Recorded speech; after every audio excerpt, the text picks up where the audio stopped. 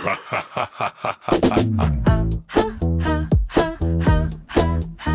یه خبر گسترشی از صنعت زیبایی مد با جمد همراه باشین. گسترش؟ چقدر گسترش؟ اندازه به من بده، مقیاس رو مشخص کن. لورالو که میشناسی؟ خب همون قول آرایشی فرانسوی. خب همون برم معروفه. خب یعنی فهمیدی؟ نه. نشناختی؟ شاید اون منو بشناسه ولی من نه. بابا لورالو میگم، لورال. بابا بگو دیگه لورال. چی لحظه یک صفتی داری اضافه میدی؟ ببین اومده کاره، میخواد نقطه کلیدیش کنه. اوه تو نقطه کلیدی حساسی دست گذاشت. ببین از نظر من تو این وضعیت حساس کنونی این حرکت شاید تو کار جواب بده، ولی تو ایران فکر نکنم. نگاه فابریس مگاربان رئیس بخش شمالی آسیای لورال سکتورش رفته شمال از جا گرفته. بابا بذار حرفامو بزنم. اومده گفته کره با تحقیقات و نوآوریش قلب مثلث زیبایی آسیا. مثلث؟ ببین بحث مثلث کردیم من باید ورود کنم. از نظر من ما 3 تا مثلث داریم. مثلث متساوی الاضلاع، مثلث متساوی الساقین. یه مثلث هم داره که 4 تا ضلع. مگه میشه چجوری؟ آفرین نکته مهمی بود، خود من نمیدونم. ببین حالا ساموئل دوریتل اومده این وسط اظهار نظر کرده، گفته با یه استراتژی خیلی خاص میخوام محصولای بومیمونا مثل کرمای کاشن رو وارد بازار جهانی کنم.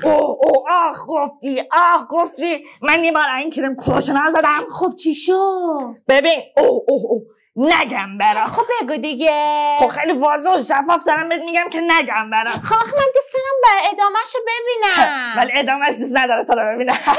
ببین حالا لورال اومده با شرکت‌هایی مثل جی اس کالتکس برای تولید مواد اولیه‌اش، با کاسمکس برای تحقیقات میکروبیومش، با کاکائو هلسکیر هم برای راهکارهای دیجیتالیش داره همکاری میکنه. همه هم فهمیدین دیگه ها؟ میگم شما سرتون تو هم دیگه سا. بله.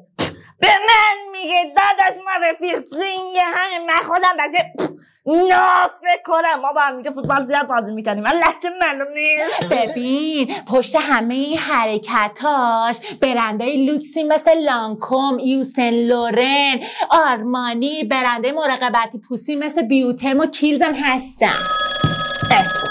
لامصل حلال زاده سامیه. الا سامی داداش نوکرم جوج میاری؟ باشه منم چرخنگ میارم با دوغا ولی بزنیم به بدن بریم. پس بابا چی میگی؟ چرخنگ چیه؟ بابا چرخنگ دیگه تو سم داری اون خنگ داره. تو رو خدا بگو منم میام. الو سامی داداش جا داری؟ نه داداش خودیه آویزونه میخواد بیاد. ببین تو رو خدا بشه من خیلی چرخنگیم. گوشی اگه قول بدی مثل بچه خوب یه گوشه بشینی چرخنگ و دوغتو بخوری میپرمت.